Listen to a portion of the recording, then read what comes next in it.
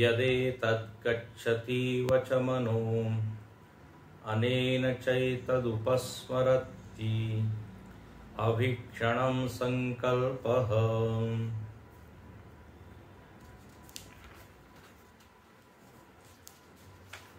उपनिषद ने उपासना का प्रकरण प्रारंभ किया और मंत्र क्रमांक 4, 5 और 6 अगला जो मंत्र है उसमें उपासना का विधान किया गया और यहां पर उसको शब्द दिया गया है आदेश। यह एक पारिभाषिक शब्द है। इसका अर्थ है एक उपमा के द्वारा आप ब्रह्म की उपासना कीजिए,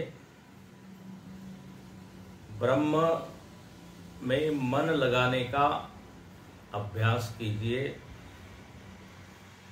ब्रह्म को याद करने का अभ्यास कीजिए। जब उपासना होती है तो उसमें एक होता है उपास्य और जो उपासना करता है उसका नाम होता है उपासक।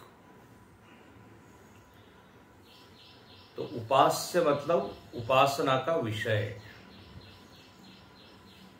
जिसकी हम भक्ति करते हैं उसको कहते हैं उपास्य। तो यहां पर श्रुति ने बार बार कहा तस्य तस्य एष आदेश, उसका यह आदेश है। अब उसका मतलब कौन? बोले सगुण ब्रह्म का। तो यहां पे जो उपास्य है वो कौन है? तो बोले सगुण ब्रह्म। आख्यायिका में जिसका वर्णन हुआ था,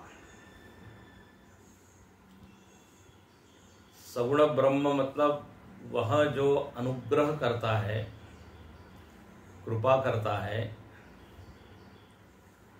जो समस्त सद्गुणों का सहायक है,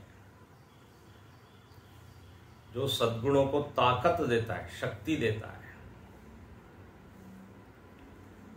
और जितनी नेगेटिविटी है, नकारात्मकता है, उसको वो मारता है, क्षीण करता है, उसका विध्वंस करता है। यही सगुण ब्रह्म भगवत गीता में वर्णित है। परित्राणाय साधूनां विनाशाय च दुष्कृताम्। आकार लेकर, जैसे यहां पर उसने जो लीला की, असुरों को हराया, देवताओं को विजय किया, विजयी बनाया, ऐसे ही जब वो राम कृष्ण के रूप में अवतरित होता है तो वही कार्य करता है। तो उसी ब्रह्म की बात यहां की जा रही है। तस्य सगुण ब्रह्म। अब यहां उपासनाएं अलग अलग है, लेकिन उपास्य में भेद नहीं है। चाहे आधि दैविक उपासना हो या आध्यात्मिक उपासना, जिसको हम समझने का प्रयत्न कर रहे हैं, जिसमें मन एकाग्र करने का प्रयत्न कर रहे हैं, वह एक ही है। तो अध्यात्म आदेश का जब वर्णन हुआ तो उसमें ये बताया कि जो सगुण ब्रह्म है, जो भगवान, जिसको आप अपना राम कृष्ण इष्ट कहते हो,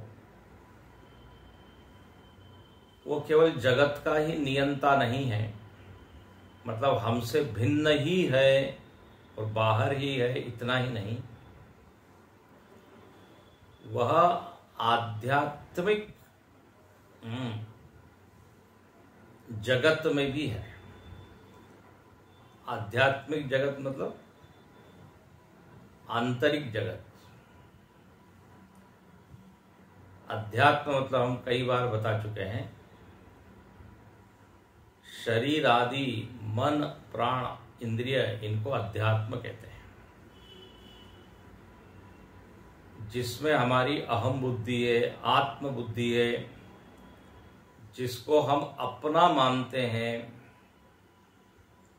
मेरा मेरा करके कहते हैं, वो सब अध्यात्म है। तो वह जो परब्रह्म परमात्मा है, जो प्रभु है, वह अध्यात्म परिच्छिन्न है। मतलब हृदय में मानो कि वो पकड़ा गया, हृदय में सीमित हो गया। जब आप उसको केवल हृदय में देखते हैं, केवल मन में देखते हैं, तो हम उसको क्या बोलेंगे? अध्यात्म परिच्छिन्न ब्रह्म।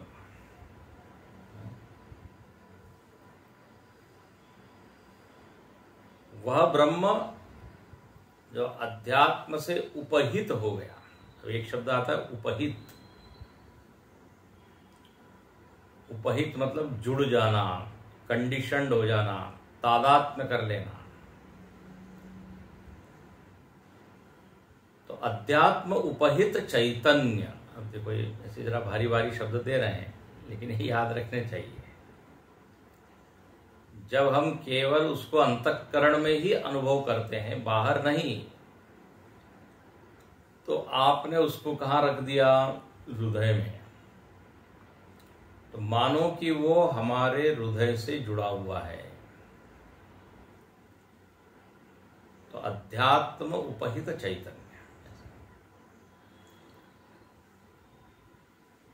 हमारे हृदय में वो विराजमान है, वृत्तियों को देख रहा है। भक्ति की भाषा में इसी को बोल देते हैं कि उस परमात्मा का अंश अपने भीतर है। अंश है, टुकड़ा है। ये तो अध्यात्म परिच्छिन्न ब्रह्म क्या है? उस परब्रह्म परमात्मा का अंश है। तो सबके हृदय में एक अंश बैठा हुआ है।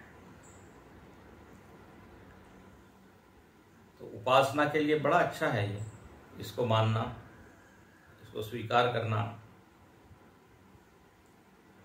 और प्राय समाज में ये मत बड़ा ही प्रसिद्ध है, स्वीकार्य है कि हम तो उसके अंश हैं। हर कोई ये बोल देता है और चौपाई भी कोट कर देता है, ईश्वर अंश जीव अविनाशी। ये जीव है, जो मैं हूं, ये कौन है? ईश्वर का अंश। गीता का भी श्लोक तुरंत उद्धृत कर देते हैं लोग, आपको याद भी आया होगा जिन्होंने गीता पढ़ी है।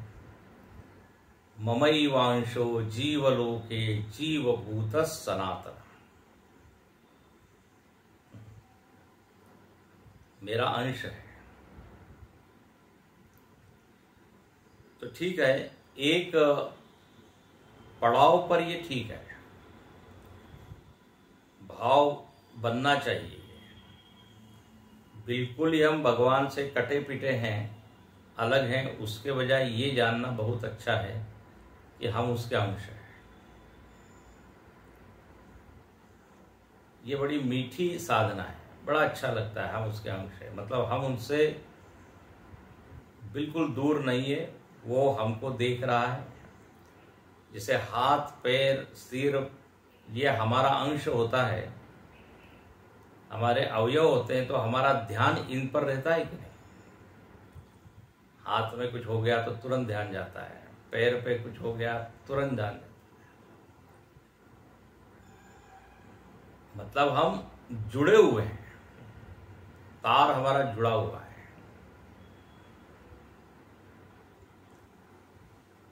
तो इस मत में भाव ये बनाना है कि वो बिल्कुल पृथक नहीं है और बिल्कुल एक भी नहीं है। हाँ, ये वेदांत की ऐक्यता नहीं है जहाँ एकत्व तो हो जाएगा तो फिर वहां कोई उपाधि नहीं और कोई अवयव नहीं, अंश नहीं। वेदांत में जिसकी चर्चा होती है, महावाक्यों में जिसकी चर्चा होती है, वो ऐक्य है। लेकिन उपासना में क्या होता है, उस ऐक्य तक पहुंचने के लिए सीढ़ियां हैं।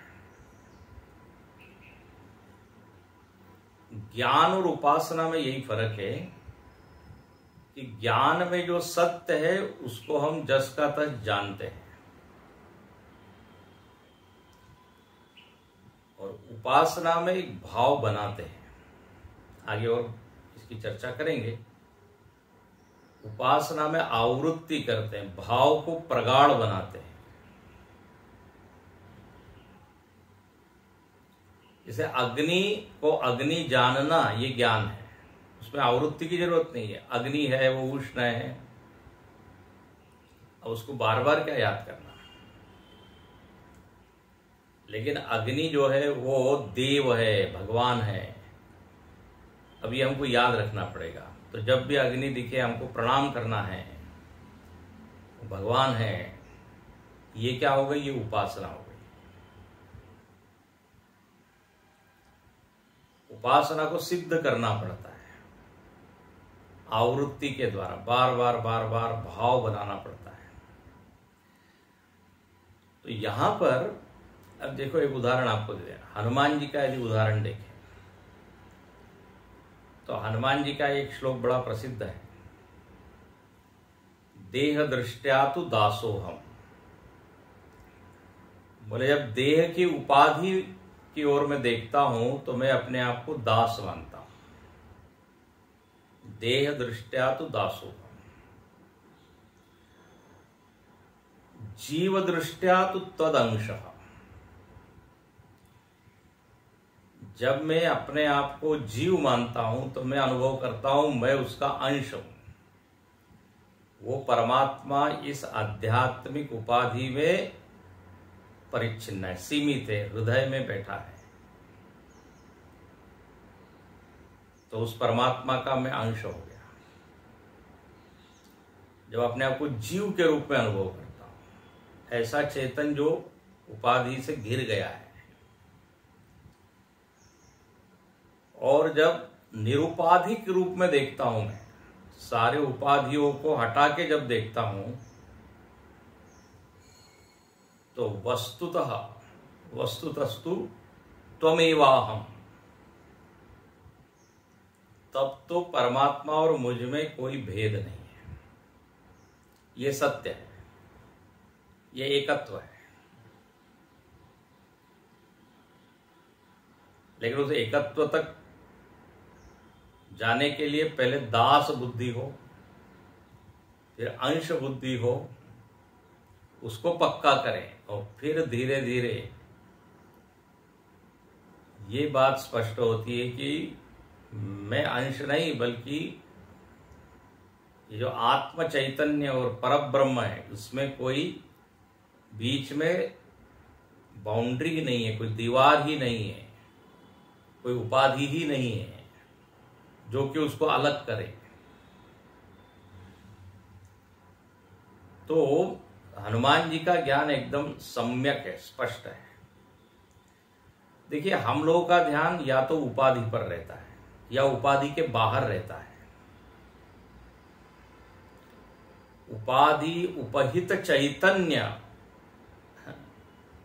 जिसको अध्यात्म परिच्छिन्न कहा, जिसको अंश कहा अभी हमने भक्ति की भाषा में, उस पर अपना ध्यान नहीं जाता। तो इसलिए ये बार बार अभ्यास करना पड़ता है। मैं सेवक सचराचर रूप स्वामी भगवंत। मैं सेवक हूं, मैं अंश हूं, चराचर अंशी है। तो यहां पर हम लोगों ने देखा कि ये आध्यात्मिक उपासना में उसको अपने मन में देखना है। अब मन तो अनुभव में आता है, बोले हाँ आता है। और मन कैसे अनुभव में आता है? तो चलता हुआ मन अनुभव में आता है। स्थिर मन का तो अनुभव होता ही नहीं है। शायद ही कोई ऐसा क्षण हो जब हमारा मन एकाग्र, स्थिर, शांत हो जाए। तो बोले कोई आपत्ति नहीं है, कोई दिक्कत नहीं है। गच्छति वच मना, मन चल रहा है, विषयों का ध्यान कर रहा है। यहां पर केवल इतनी साधना बताते हैं कि विषय का ध्यान करते करते आप अपने प्रभु को भी जरा याद कर लीजिए, जिसके कारण वो विषय का ज्ञान हो रहा है। तो इसलिए यहां लिखा कि मानो कि मन ब्रह्म की ओर ही चल रहा है जब विषय की ओर चल रहा है। क्यों? क्योंकि वृत्ति जो है बिना प्रकाशक, बिना प्रभु के हो नहीं सकती। तो उपस्मरति, जब वो विषय का स्मरण कर रही है तो मानो ब्रह्म का ही स्मरण कर रही है।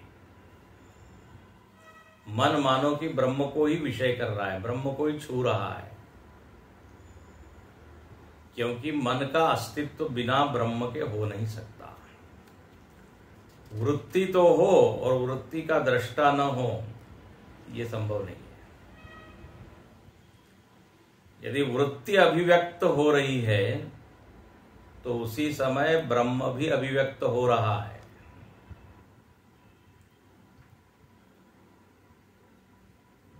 जब आप लाइट लगाते हो कमरे में, तो सारी चीजें प्रकाशित हो जाती है। टेबल है, फ्रीज है, टीवी है, सब दिखने लगता है। लेकिन हम ये भूल जाते हैं कि वो बल्ब भी दिख रहा है, बल्ब भी प्रकाशित हो रहा है। ध्यान अपना टेबल कुर्सी पे होता है, लेकिन जिसके प्रकाश में वो दिख रहा है उसका ध्यान नहीं होता।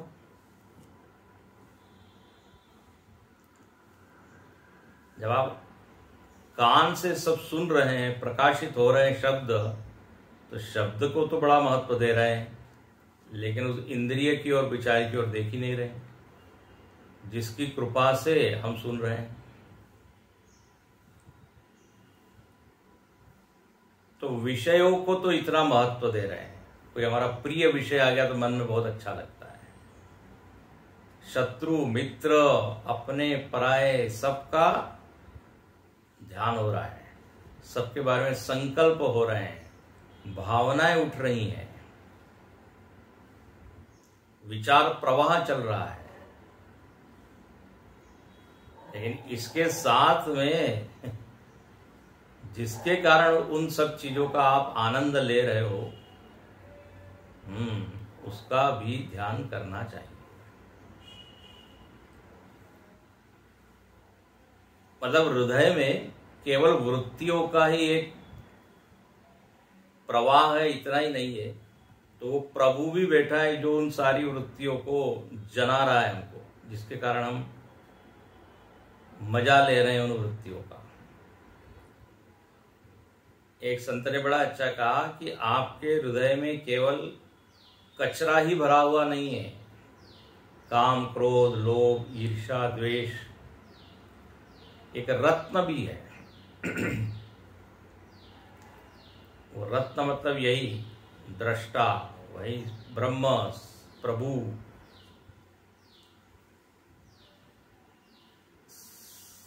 सर्वस्य चाहम हृदि सन्निविष्ट, भगवान जो कहते हैं। अब जरा यदि ये हम उपासना करें तो देखो कैसा भाव बनेगा कि हमारे पास वो प्रभु है जो सबका नियंता है, सबका शासक है, सबको देखने वाला है, सबका रक्षक है। वो अपने भीतर भी बैठा है। उपासक का तो ध्यान उधर ज्यादा होता है बजाय के विषय के। देखो यही उपासना है। किसको महत्व दे रहे हैं? जो प्रकाशित हो रही वो चीज या जिसके द्वारा प्रकाशन हो रहा है वो चीज। तो ये हमने कहा ना, उपासना को प्रगाढ़ करना पड़ता है, भावना बनानी पड़ती है, ध्यान देना पड़ता है। तो जिसने ये उपासना सिद्ध कर ली, अब आप जरा कल्पना कीजिए, उसको सतत क्या लगेगा कि वह, उसका बल आप देखिए, उसकी निर्भयता देखिए। ये ऐसा ही है जैसे कोई व्यक्ति है, उसके पास बहुत धन है, तो कहीं भी जाता है तो उसके भीतर एक निश्चिंतता रहती है, निर्भयता रहती है, उसमें एक तेज होता है, दीनता हीनता नहीं होती, दारिद्रता का अनुभव नहीं होता, उसके चलने फिरने में भी एक शान होती है क्योंकि उसके पास काफी चीजें हैं। तो उपासक भी यही अनुभव करता है कि मेरे साथ मेरा प्रभु है, तो दीनहीनता की तो कोई बात है ही नहीं। अपने आप को बड़ा धनी मानता है वो, पायो जी मैंने राम रतन धन पायो, खर्च न कूटे वाको चोर न लूटे, दिन दिन बढ़त सवाय। तो ये जो धन है, इस धन का सतत ध्यान रखना, ये उपासना है। इसलिए उपासक जो है वो बिना विषय के भी तृप्त है, मस्त है। मन लागो मेरो यार फकीरी में, तो दुनिया की सबसे बड़ी चीज है वो अपने पास है, तो फिर क्या है। तो जिसने ये उपासना सिद्ध कर ली, हाँ, भाव प्रगाढ़ बन गया, वो एक अलग ही प्लेन में रहता है, अलग ही हाँ, उसकी मनस्थिति होती है। तो कहते हैं इस तरह से यह आध्यात्मिक उपासना, जिसमें आप भगवान को अध्यात्म में देख रहे, भीतर देख रहे हैं। इसलिए पहला ही शब्द भाष्यकार ने लिखा था, अध्यात्मम प्रत्यगात्म विषय आदेश उच्यते। प्रत्यगात्म विषय, प्रत्यगात्मा के रूप में। तो वृत्तियां आ रही है, जा रही है, ठीक है, लेकिन जहां जहां भी वृत्ति जा रही है वहां वहां हमारा प्रभु है। दृग्दृश्य विवेक में वाक्य आता है कि जिसको ज्ञान हो गया, उपासना नहीं है, जिसको ज्ञान हो गया, ब्रह्म में जो स्थित हो गया, उसके लिए शब्द आया यत्र यत्र मनो याति तत्र तत्र समाधय।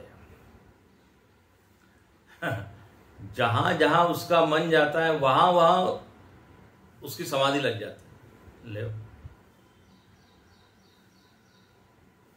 क्योंकि जहां भी मन जाएगा उसका ध्यान किधर जाएगा, अपने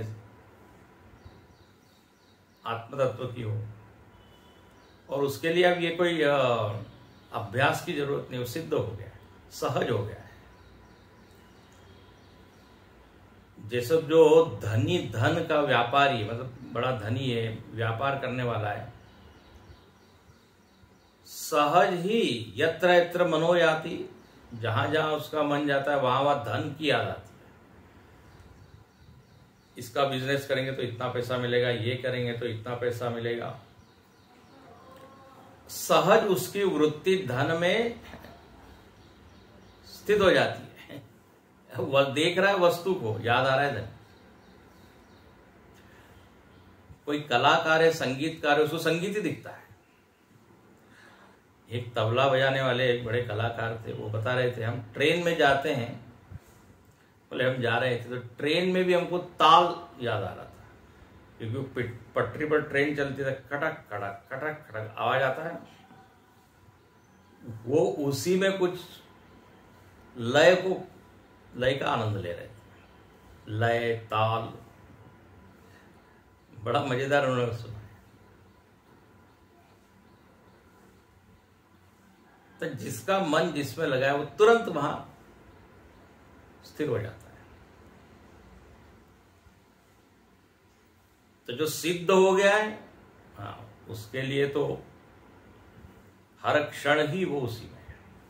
लेकिन जो नहीं हुआ है फिर वो प्रयत्न करता है। तो यहां बार बार ये प्रयत्न करने के लिए कहा, इसलिए लिखते हैं मंद बुद्धि गम्यम, ये उपासना मंद बुद्धि वालों। अब यहां मंद मतलब ये मत समझिए कि उसको ABCD भी नहीं आती और क ख ग नहीं आता। मंद बुद्धि का अर्थ जो समाज में होता है वो नहीं। IAS ऑफिसर भी मंद बुद्धि हो सकता है। बड़ा होशियार व्यक्ति भी अध्यात्म की दृष्टि से मंद बुद्धि, जिसकी बुद्धि भगवान की ओर चल पड़ी, बस बोले उसको बुद्धिमान माना है। सबुद्धिमान मनुष्येषु संयुक्त कृष्ण कर्म, गीता में उसी को बुद्धिमान कहते हैं। तो बाकी जगह खूब बुद्धि लग रही है तो अध्यात्म उसको ज्यादा नंबर नहीं देता, मंद बुद्धि। जिधर विचार करना चाहिए, विचार की दिशा यदि दुनिया ही है तो फिर मंद है।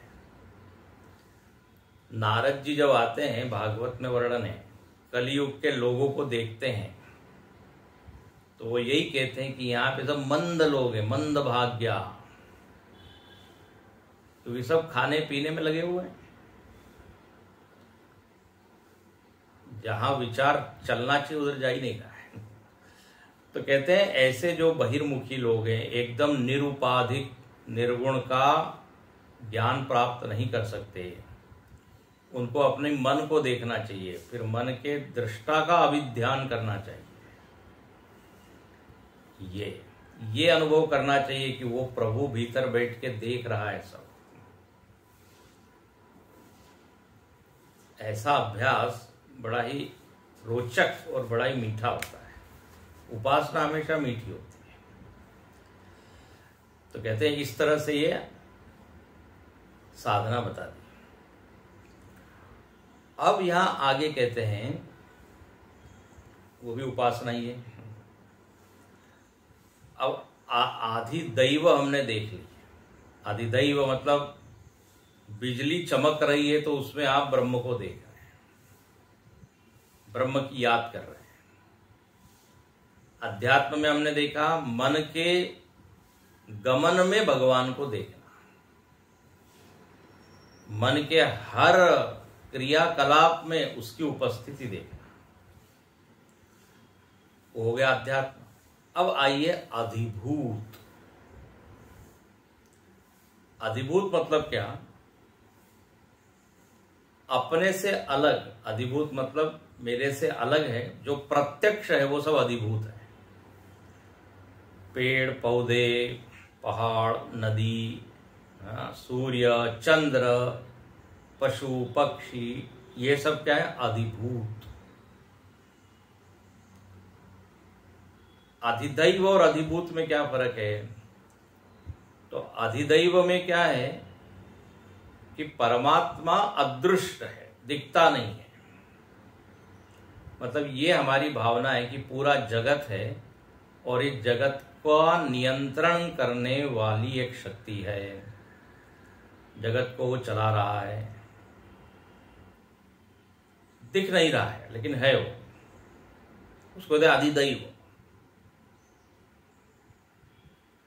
और अधिभूत मतलब प्रत्यक्ष है वस्तुएं, और उस प्रत्यक्ष चीजों में भगवान को देखना, यह अधिभूत हुआ। और अध्यात्म क्या हुआ? अंतरंग में देखना, अंतःकरण में देखना। तो तीन जगह हमको देखना है। अधिदैव जब आप कहते हैं तो हम सब लोग कहते हैं ना, कोई एक अदृश्य ताकत है जो इस जगत को चला रही है। उस अदृश्य का ही नाम ब्रह्म कहिए, भगवान कहिए। वो दिखता नहीं है लेकिन वो देता है। कहते हैं ना, देते हुए नहीं देखा लेकिन झोली भरी देखी। अधिदैव में अदृश्य, अधिभूत में आप वस्तुओं में उसका उपस्थिति का एहसास कर रहे हैं कि मेरा प्रभु इसमें है, इसमें है, इसमें है। हम जो बोलते हैं कण कण में है, तो यहां पर अब देखिए बहुत ही मधुर ऐसी उपासना है। छठे मंत्र में तद्ध तद्वनम नाम, तद्ध तद्वनम नाम, तद्वनम इत्युपासितव्यम, तद्वनम इत्युपासितव्यम, सय एतदेवं वेदाभिः, सय एतदेवं वेदाभिः, हैनं सर्वाणि भूतानि संवाञ्छन्ति, हैनं सर्वाणि भूतानि संवाञ्छन्ति। अब यहां लिखा तो नहीं है कि अधिभूत, जैसे पीछे लिखा था अधिदैव, फिर लिखा था अथ अध्यात्मम, लेकिन अब यहां हमको मानना है, समझना है। अधिभूत मतलब हमसे अन्य है लेकिन प्रत्यक्ष है। अच्छा, बोले अब यहाँ क्या करना है, ये उपासना कैसी करनी है। और बार बार आपको बताएं, उपासना करने की चीज है, पढ़ने की चीज नहीं है। उसका लाभ या फायदा तभी होगा, तभी हम कहेंगे कि हमने उपासना समझ ली, उसका मर्म ज्ञात हुआ जब हमने उसको किया। औषधि का नाम पढ़ने से रोग जाता नहीं। रोज आप पढ़िए जेल्यूसिल, डाइजिन, उससे एसिडिटी नहीं जाएगी। उसके कंटेंट भी पढ़ लीजिए, उससे भी नहीं बात बनेगी। सेवन करना पड़ता है। तो उपासना इसलिए यहां लिखते हैं उपासितव्यम, पहली पंक्ति में देखिए उपासितव्यम, उपासना करनी चाहिए।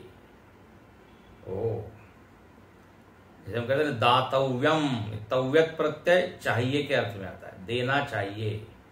पठितव्यम, पढ़ना चाहिए। हिंदी में सही शब्द बनता है कर्तव्य, कर्तव्य करना चाहिए। तो कर्तव्य का अर्थ ही जो करना चाहिए। तो उपासितव्यम, उपासना करनी चाहिए। बोले क्या उपासना करें, तो कहा कि भगवान का एक नाम है, तद् तद्वनम नाम। उसका नाम क्या है भगवान का, तद्वनम। और तद मतलब प्रसिद्ध है, विख्यात है। नाम शब्द का यहां अर्थ विख्यात के अर्थ में आता है। भाष्यकार ने भाष्य में लिखा कि एक नाम विख्यात है भगवान का, तद्वनम। फिर बोले ये नाम तो अजीब है, पहली बार ही सुना है हमने। राम कृष्ण, शिव, शक्ति, हनुमान जी, ये नाम तो बड़े परिचित है, अपने निकट के हैं। ये कौन सा नया नाम है भाई, तद्वनम तद्वनम। किसी ने कहा ये जरूर साउथ इंडियन नाम है भगवान का, दक्षिण भारतीय नाम। क्योंकि दक्षिण भारतीय में सुंदरम, शिवलिंगम, रामलिंगम, षणमुखम, ऐसे नाम होते हैं। तद्वनम तद्वनम ये एक वैदिक नाम है, बिल्कुल वैदिक साहित्य में आता है। बोले तद्वनम, इस नाम से क्या कीजिए, उपासना कीजिए।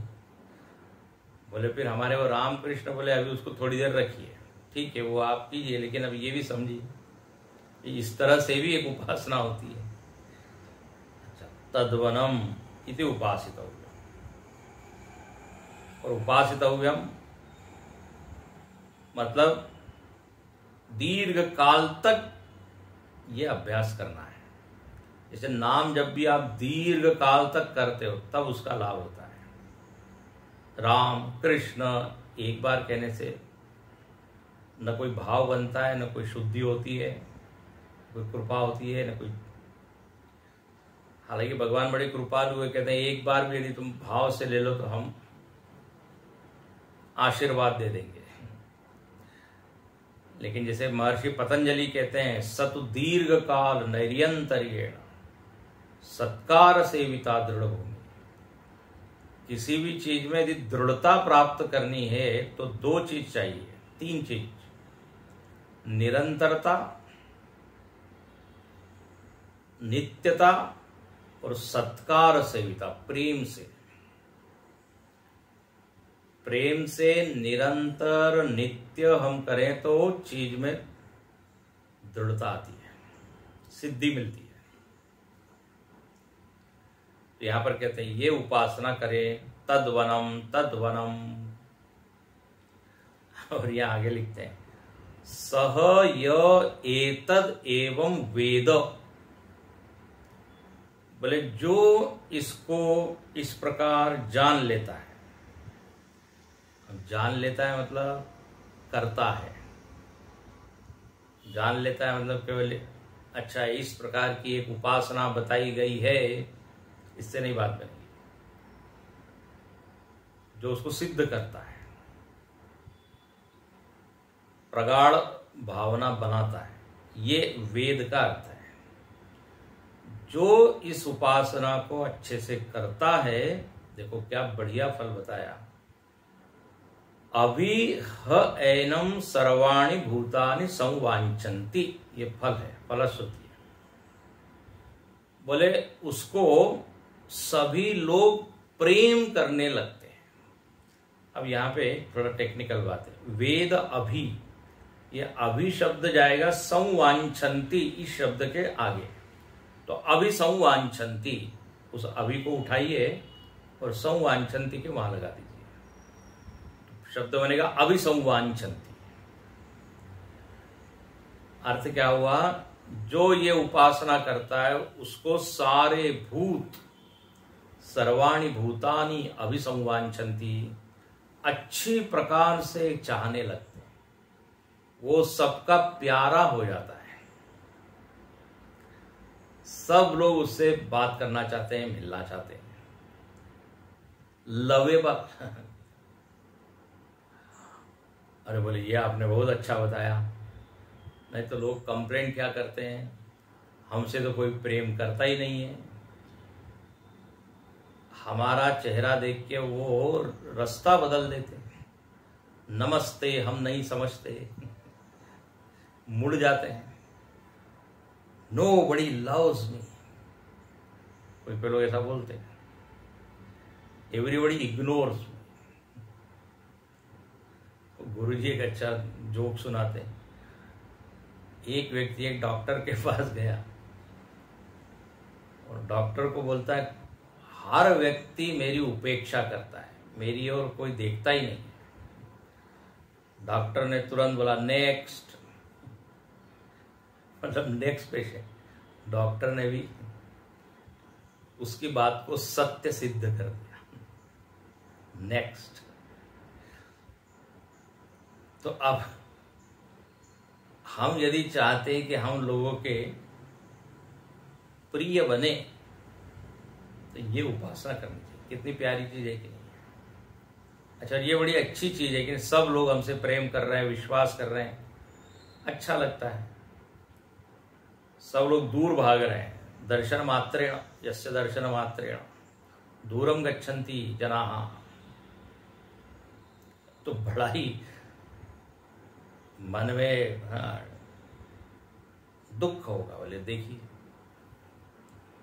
पुष्प की तरह होना चाहिए ना, फूल की तरह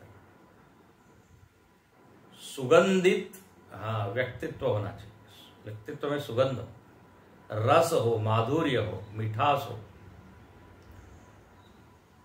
तो बोले ये कैसे होगा?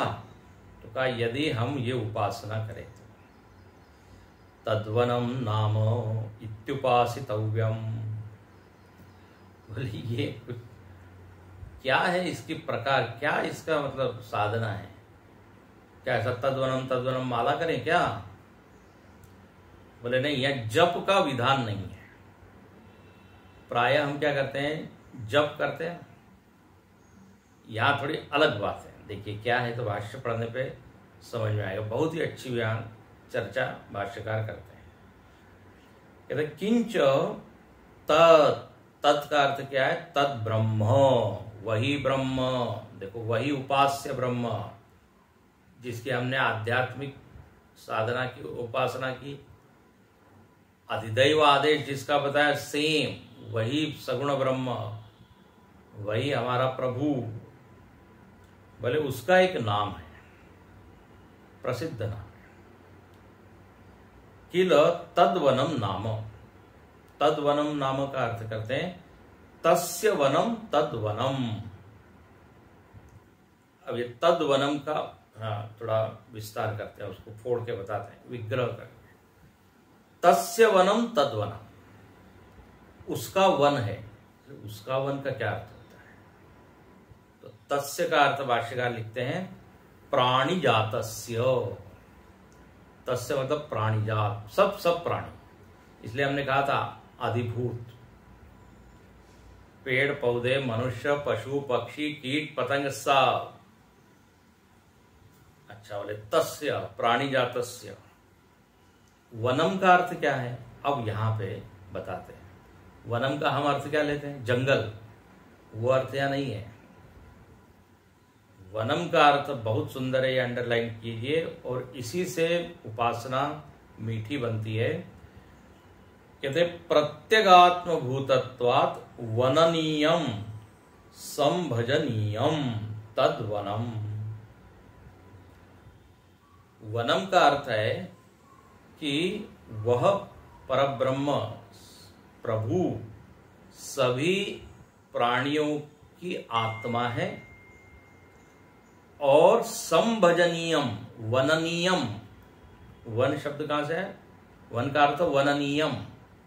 वननीयम मतलब संभजनीयम, और संभजनीयम का अर्थ होता है मोस्ट वर्शिपफुल, जो बड़ा पूज्य है, जो बड़ा प्रेम रूप है, उसको कहते हैं संभजनीय।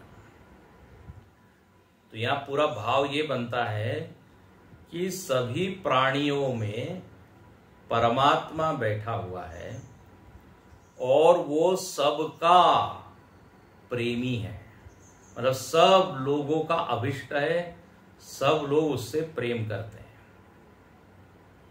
संभजनीयम का ये अर्थ है, ध्यान से सुनना है, बहुत अच्छी बात है। देखो हम सब अपने से प्रेम करते हैं कि नहीं?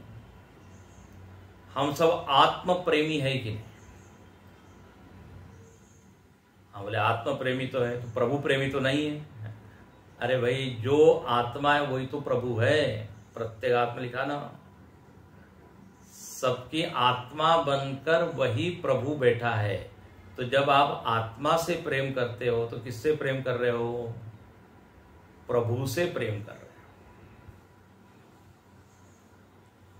तो अब ये उपासना क्या कर रहा है कि सारे जीव के भीतर वह प्रभु विराजमान है, सारे प्राणियों में, और सबका वो प्रेमास्पद है। सब लोग अपने से प्रेम कर रहे हैं, मतलब प्रभु से ही प्रेम कर रहे हैं। देखिए अद्भुत बात है, कैसी उपासना है ये। वो ध्यान दे रहा है कि जो भी व्यक्ति आज कर रहा है, किसके लिए कर रहा है? अपने लिए। और अपना कौन है? प्रभु। गुरुजी ने बड़ा अच्छा उदाहरण दिया। बोले आप एक चींटी जा रही है, और चींटी के बजाय उंगली लगाए तो उंगली भागेगी। तो वो उंगली भाग रही है, तो वो उपासक क्या सोचेगा? ये अपने को बचाने के लिए भाग रही है, और अपने को बचाने के लिए मतलब प्रभु को बचाने के लिए भाग रही है। तो उसके भागने में भी वो किसको देख रहा है? वो प्रभु को देख रहा है। अच्छा, वो प्रभु को क्यों बचा रही है? क्योंकि वो प्रभु से प्रेम कर रही है। भाई जिससे आप प्रेम करते हैं उसको आप बचाना चाहते हैं। ये बड़ी मजेदार सब बात है, ये बिल्कुल ही अलग उपासना है। मतलब व्यक्ति जो कुछ भी कर रहा है उसी के लिए कर रहा है।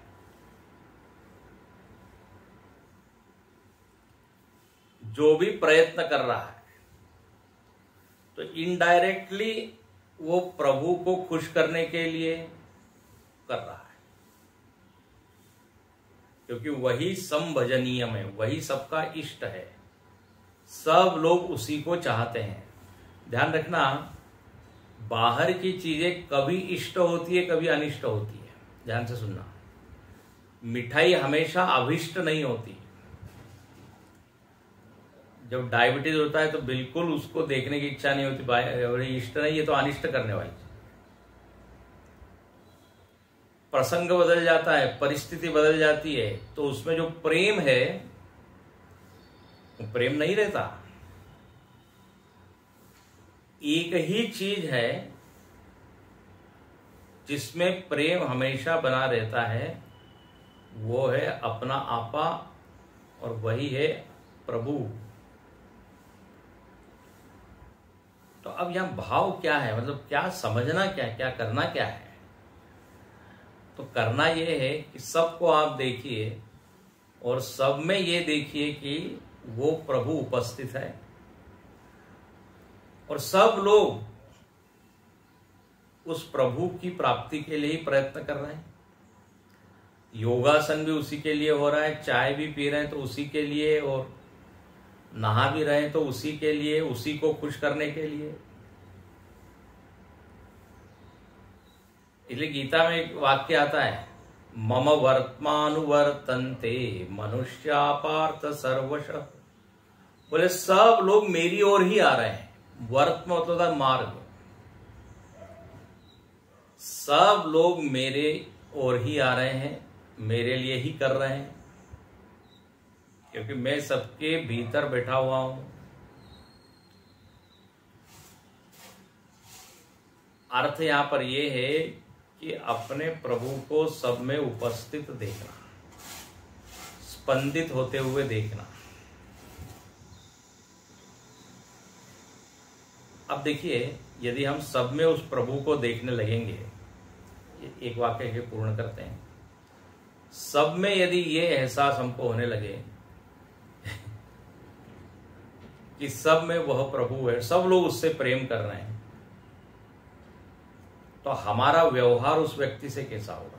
यदि आप प्रभु की ओर ध्यान देंगे तो बोले जो मेरे इधर बैठा हुआ है वही वहीं भी बैठा हुआ है,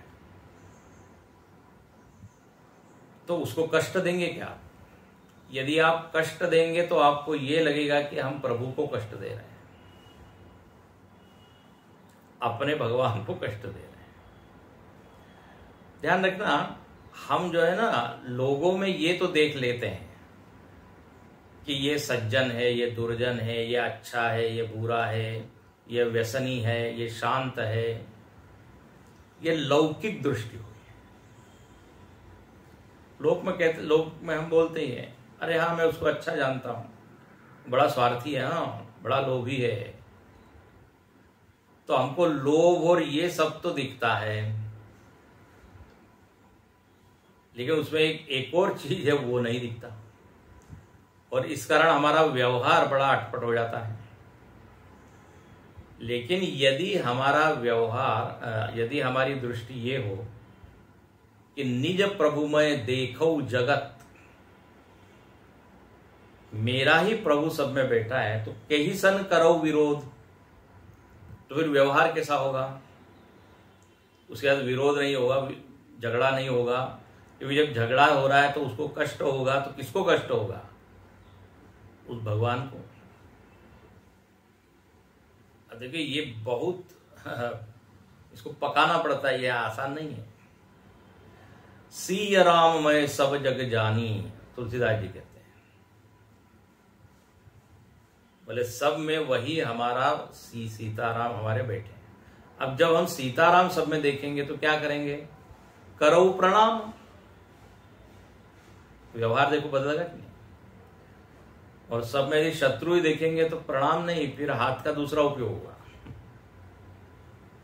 तो करो प्रणाम झोरी जुग पानी। अब यदि कोई ऐसी उपासना कर रहा है तो किसी के प्रति उसके मन में दुर्भाव नहीं होगा, द्वेष नहीं होगा, ईर्ष्या नहीं होगी। अब जब ऐसा व्यवहार सामने वाला देखेगा हमारा, तो naturally he will love me और नॉट। वो हमसे प्रेम करेगा कि नहीं, ये फलश्रुति घटेगी कि नहीं। ध्यान से सुनिए, यदि हम सब में यही भाव रखें कि ये तो धोखेबाज है, सब में संशय करें, तो वो व्यक्ति हमसे दूर हो जाएगा। बोले हम पे संशय कर रहे हैं, हमको धोखेबाज मान रहे हैं। लेकिन हमारी यदि इतनी उच्च दृष्टि हो जाए तो नेचुरली हमारा व्यवहार एकदम विनम्रता का होगा, प्रेम का होगा। और जब हमारा ऐसा व्यवहार होगा तो उधर वाले का भी फिर व्यवहार वैसा ही होगा ना। संवांछन्ति, इसको समझिए जरा, विचार कीजिए आराम से। ये वननीय मतलब संभजनीय, प्रत्यगात्मा, ये यहां पर मूल चीज है। सब मह रम रहिया प्रभु एके, पेख पेख नानक बिगसाई। सब में वही हमारा राम रम रहा है, घट घट साई रमता। तो ये अधिभूत में यदि वो दिखने लग जाए और इस रूप में दिखे कि देखो सब लोग तो उसी को चाह रहे हैं, उसी को चाह रहे हैं, तो ऐसी दृष्टि का फल ये होगा कि हमको लोग चाहने लगेंगे। गुरुजी एक अच्छा एक उदाहरण देते हैं। बोले एक सूफी एक संत थी और वो सब पशु पक्षी सबसे प्रेम कर रही है। तो उसके कंधे पे, उसके सिर पे पक्षी आके बैठ जाते थे, आराम से हाथ पे आके बैठे थे। एक कोई व्यक्ति उनसे मिलने आया, वो बड़ा फिलोसोफर था, लेकिन जैसे ही वो आया वो सारे पक्षी उड़ गए, वो माता जी के ऊपर जो बैठे हुए। तो बोले ऐसा क्यों हुआ, हमारे आने से क्यों उड़ गए? तो माता जी ने कहा जरूर आप इन पक्षियों को खाते होंगे। देखो ऐसा, पशु पक्षी भी जानते हैं प्रेम की भाषा, वो भी दूर हो जाते हैं। तो इसलिए यहां पर हमने कहा ये उपासना बड़ी मीठी है। सब में अपने प्रिय परमात्मा को देखना और वैसा मान के व्यवहार करना, ये उपासना है। उपासितव्यम संभजनीयम वरणीयम। तो फलम क्या होगा, वो व्यक्ति सबका प्रिय होगा। इसलिए तो संत लोग सबके प्रिय हो जाते हैं। ओम पूर्णमद पूर्णमिदं पूर्णात् पूर्णमुदच्यते पूर्णस्य पूर्णमादाय पूर्णमेवावशिष्यते। ओम शांति शांति शांति। हरि ओम। श्री गुरुभ्यो नमः। हरि ओम।